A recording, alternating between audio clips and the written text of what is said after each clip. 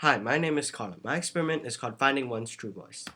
Many people think that their voice is higher and thinner in recordings than what they hear of their own voice. In reality, our voice is different from what we believe the voice to be, higher in pitch and without the full body tone we hear in ourselves. My experiment was to test whether or not people could recognize a voice after it was played back to them with a group of manipulated voices. Question: when given multiple recordings of voices, can a person pick out their voice and recognize it as the person's own voice?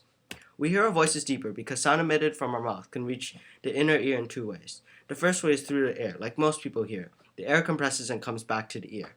The second method is through the body, where sound bypasses through the bones over into our inner ear. The second way makes a deeper sound that others don't hear in our voice.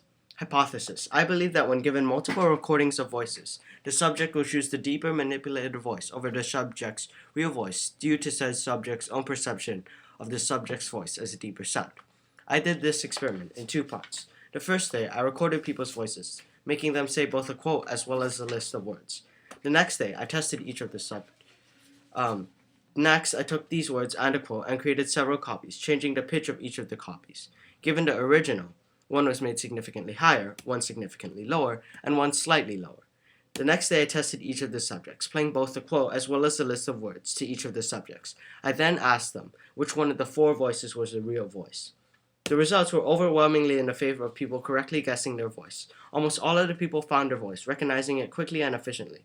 I think this is because people often hear their own voice. As one subject said, in play practice, we often hear our own voice because we watch videos of ourselves. It makes it quite easy to locate your own voice. This made it easy, as subjects were able to reference not their own voice, not to the voice they hear in their head, but rather to the voice they hear in a recording of themselves.